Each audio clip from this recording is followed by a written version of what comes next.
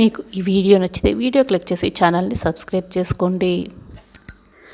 అస్మిత శౌర్య వాళ్ళ అమ్మతో చెప్తూ ఉంటుంది, అలాగే నా మెడలో శౌర్య చేత తాళి కట్టించే బాధ్యత కూడా మీదే ఆంటీ, ఇంకాస్త డబ్బులు కట్టాలని అస్మిత ప్రమీల చేతికిస్తుంది.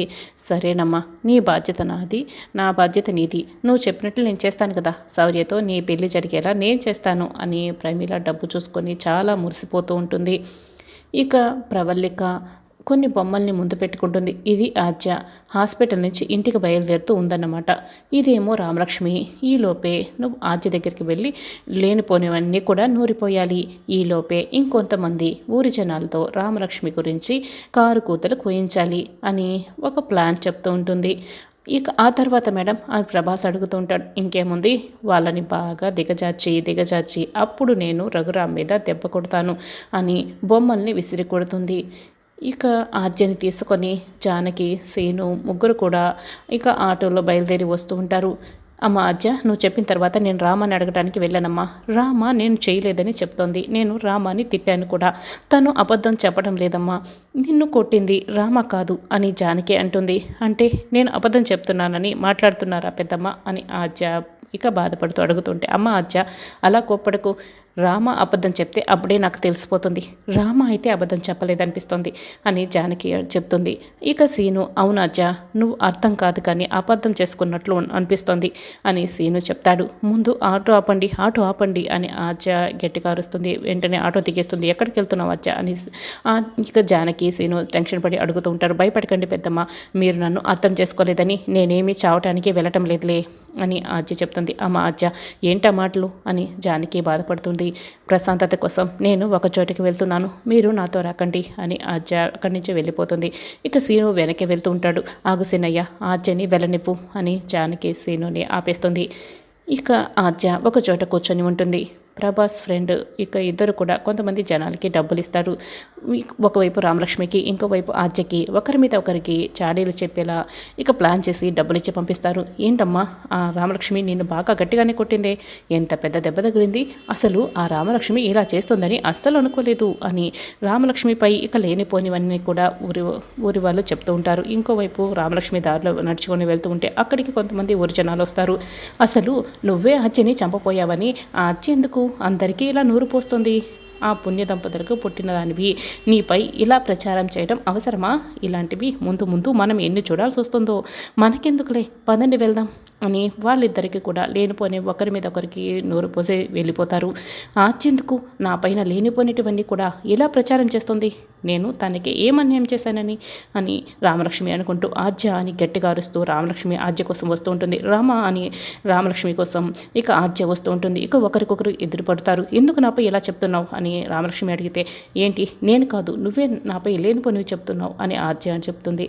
ఇదంతా ఎందుకు, అసలు నేను నిన్ను కొట్టాలని చూశానా అని రామలక్ష్మి అడుగుతుంది. అవును, నువ్వే నన్ను కొట్టావు, నా కళ్ళతో నేను చూశాను అని ఆద్య చెప్తుంది. అసలు ఇదంతా ఆస్తి కోసమే కదా నువ్వేలా చేస్తున్నావు అని రామలక్ష్మి ఇక కోపడుతుంటే, ఏంటి నేను ఆస్తి కోసం ఇదంతా చేస్తున్నానా, ఎంత ధైర్యం ఉంటే ఇలా మాట్లాడుతావు అని ఆద్యకి చాలా కోపం వస్తుంది. ఒక కర్ర పట్టుకొని రామలక్ష్మిని కొట్టబోతూ ఉంటుంది. అప్పుడే శౌర్య సీను ఇద్దరు గొడవ పడుతున్నట్లు యాక్ట్ చేస్తుంటారు. ఎంత ధైర్యం ఉంటే నువ్వు నా రామ గురించి ఇలా మాట్లాడతావురా, నా రామ దేవత, అటువంటి దేవత లాంటి రామాన్ని పట్టుకొని ఆద్యని కొట్టబోయింది, చంపబోయిందని మాట్లాడతావా అని సీను షట్ట పట్టుకొని మరి శౌర్య గట్టిగా కోపడుతూ ఉంటాడు. అవునరా, రామలక్ష్మి దేవత కాదు, నా ఆద్య ప్రాణాలు తీయబోయిన రాక్షసి అని సీను కూడా శౌర్యపై కోపడుతూ గొడవ పడుతూ ఉంటాడు. ఇక శౌర్య సీనుని కొట్టడం, సీను శౌర్యని కొట్టడం జరుగుతూ ఉంటుంది. ఆగండి అని ఇక రామ ఆద్య ఇద్దరు కూడా అడ్డుకుంటారు.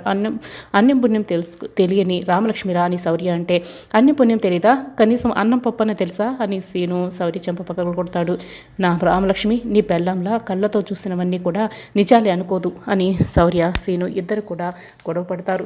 నీ పెళ్ళం రాక్షసి అని ఒకరినొకరు అనుకుంటూ కర్రలతో కొట్టుకుంటూ ఉంటారు. అయ్యో బావ ఆకు, సారీ సార్ ఆగండి అని రామలక్ష్మి ఆద్య ఇద్దరు కూడా అంటూ ఉంటారు. ఇక ఇద్దరు కూడా అడ్డుపడుతూ ఉంటారు. ఆద్యేమో సీనుని, శౌర్యేమో రామలక్ష్మి రాకు వెళ్ళిపోతారు. ఇద్దరు ఇక కూర్చొని ఉంటే, అసలు మీకు బుద్ధుందా? రాజకీయ నాయకుల్లా మీరు కొట్టుకోవడం ఏంటి?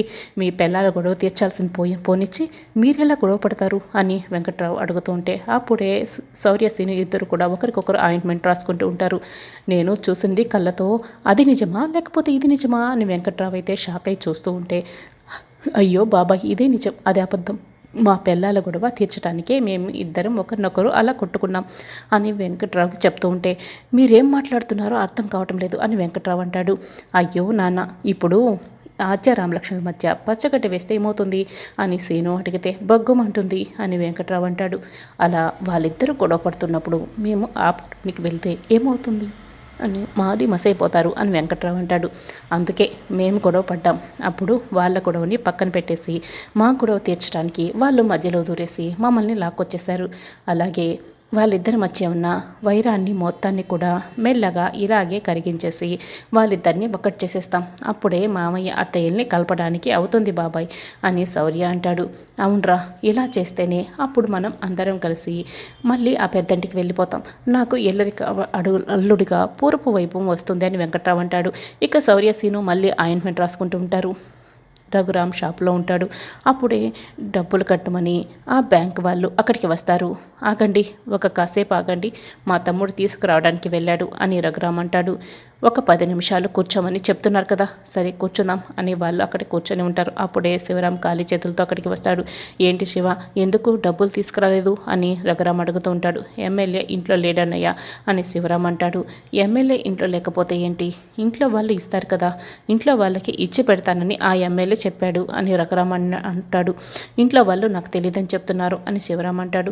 ఏంటి రఘురామ గారు, అయితే ఇప్పుడు కూడా మీరు డబ్బులు ఇవ్వరన్నమాట, అంటే ఇచ్చిన మాట పోయినట్టేనా, అసలు మీరే మనుషులండి అని వాళ్ళు నోటికొచ్చినట్లు మాట్లాడుతూ ఉంటారు. అప్పుడే జానకి డబ్బులు బ్యాగ్తో అక్కడికి వస్తుంది. ఇదిగోండి మీకు రావాల్సిన డబ్బులు అని ఇస్తూ ఉంటుంది. అసలు నిన్నెవరు డబ్బులు తీసుకురమ్మన్నారు అని రఘురామ్ కోప్పడతాడు. ఏంటి రఘురామ్ గారు, మీరు ఎలాగో ఇవ్వరు, ఇప్పుడు జానకమ్మ గారు ఇస్తుంటే మీరెందుకు ఇలా మాట్లాడుతున్నారు, అన్నీ పోగొట్టుకున్నారు కదా, ఏమీ లేనప్పుడు తగ్గి మాట్లాడాలి. ఇలా డబ్బులు తీసుకుపో అంటే మా డబ్బులు ఎప్పుడు ఇస్తారని టైం కూడా దాటిపోయింది, ఇంకా ఇంత అయిన తర్వాత కూడా తగ్గి మాట్లాడకపోతే ఎలాగండి, తగ్గి మాట్లాడాలి కదా అని ఒక అతను చెప్తూ ఉంటే జానకి కోపం వస్తుంది.